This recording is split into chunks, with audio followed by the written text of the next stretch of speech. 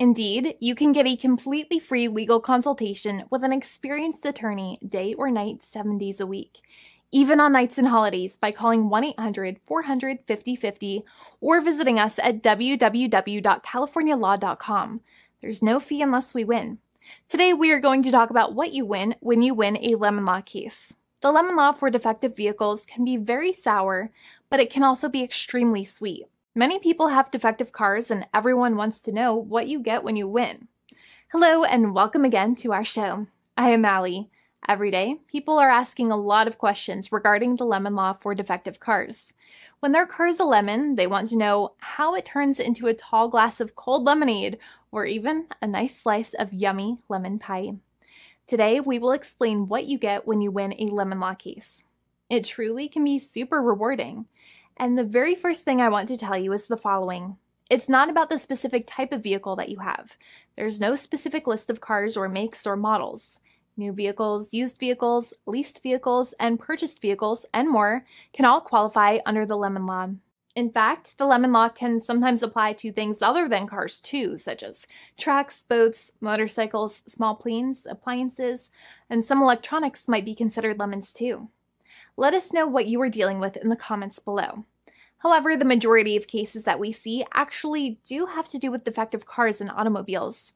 First of all, I want to break down the basics of how the lemon law works. Basically, you got a vehicle that is defective or has problems, but the dealership cannot repair it within a certain number of times or within a certain number of days. If that's the case, then it might qualify as a lemon based on the state you live in. Pretty much every state of the 50 states of America has a lemon law. Unfortunately, sometimes automobile manufacturers don't focus on the safety of the vehicle and instead focus on the safety of their own cash pocketbooks and net profits.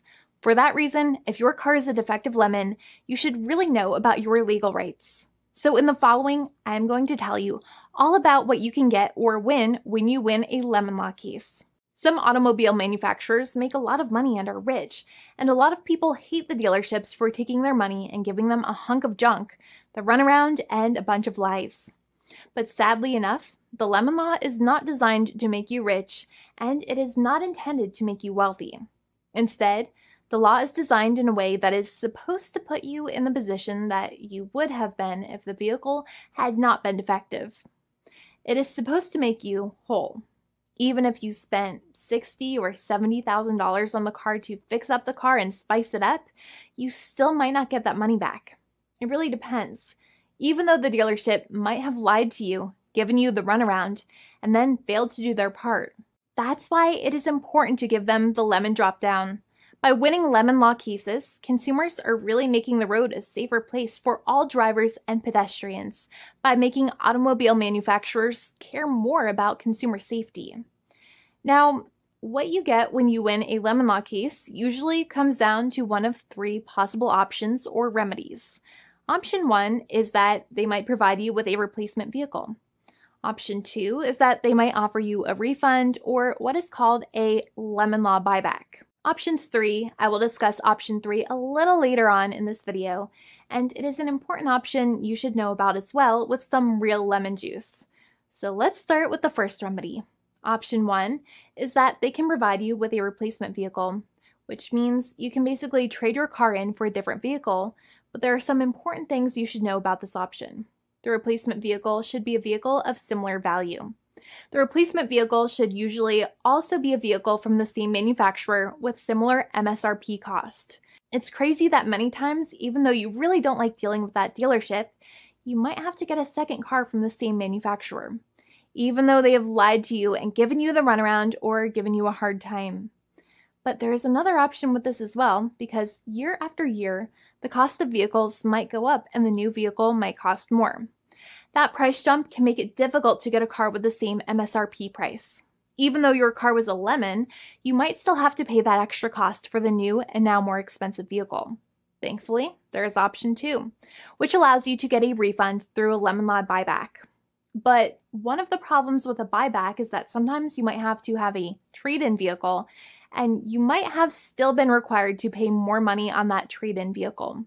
And when you got your new car, the dealership might have rolled over the amount you still were supposed to pay on your previous vehicle into the calculation of your new vehicle. In other words, you might have been upside down on the finances of your new vehicle. So sometimes you need to pay for that difference in order to get out of the car. And a lot of people find it extremely weird that they have to pay money in order to get out of the defective vehicle.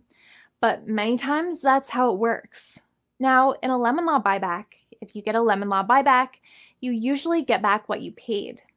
You may have bought the vehicle in a one lump sum all at once, or you more than likely had a finance or lease plan. What you usually get back is the money that you actually paid. Your hard-earned money that actually left your pocket and went straight into the pockets of the manufacturers. So think about it for a second and try to calculate about how much you paid.